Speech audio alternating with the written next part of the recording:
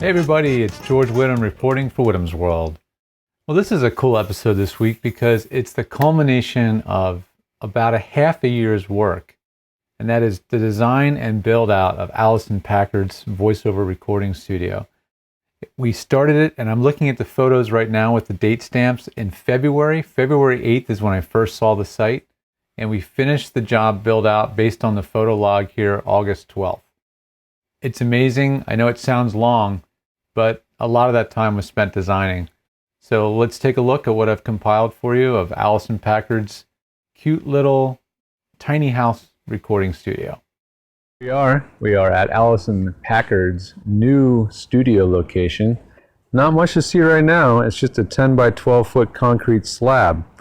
But if you can imagine, visualize, if you will, if I had a little 3D rendering software, I could show you there's going to be a building here. Imagine one of those tiny houses that you see on TV sometimes. It's going to be cool. We're going to enter right through here with the sliding door. There's going to be a window this way to the house. This may have a window here. I don't remember. No windows back here because who wants to look at a garage on this side? And there'll be a loft right over my head. So there'll be a loft that Alicyn can go up and take naps and chill on. It's going to be one hell of a lady cave. And there's Alicyn Packard's husband right now.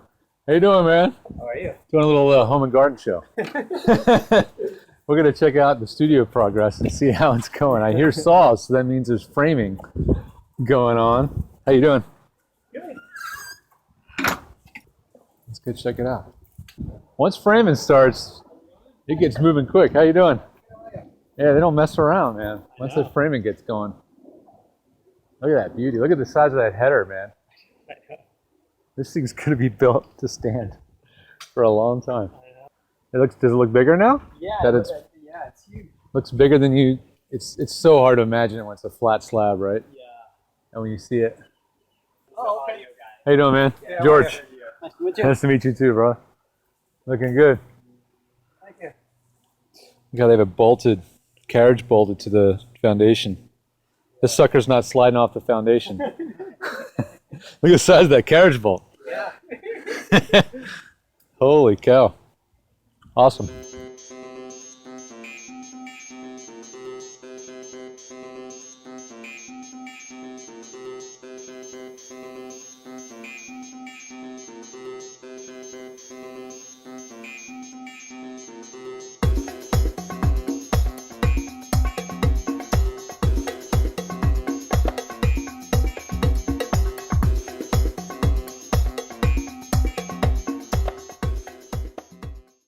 Well, we're checking out the build at a very, very critical stage of this build process. This is the stage where we're looking at the interior frame to see if the interior frame has been built correctly before insulation goes in, and then drywall.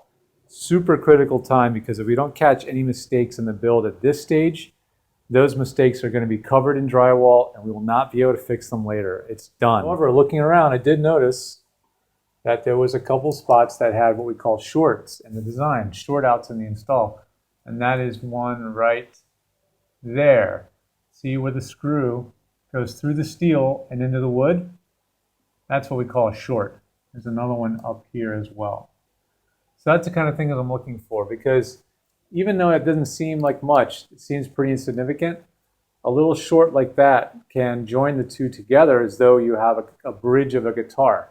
So imagine the bridge of a guitar that has strings stretched across it. It's just a tiny, tiny point of contact where the strings touch the bridge. But that transmits all of the sound from the string into the rest of the guitar.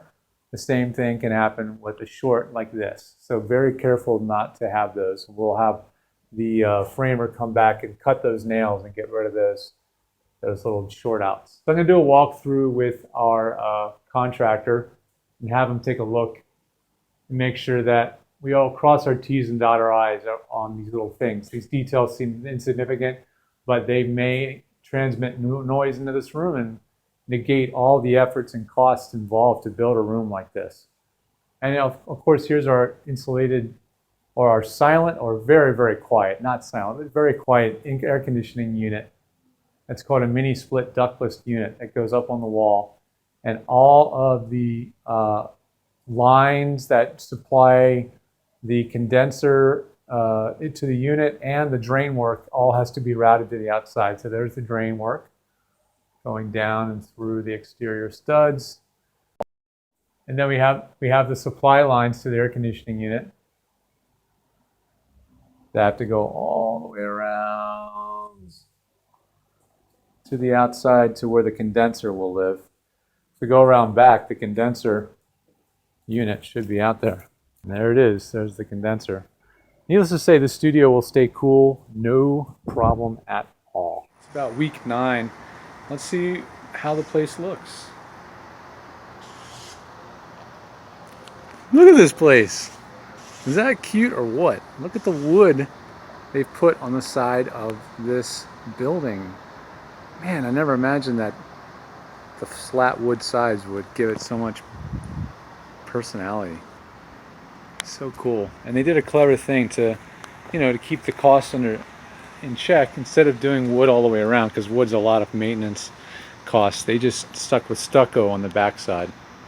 So the back 2 sides are stucco. It's the first time I've been here since the windows have put in and the double sliding patio doors have been put in. So let's take a look. Let's close the outer patio door. Let's close the inner patio door.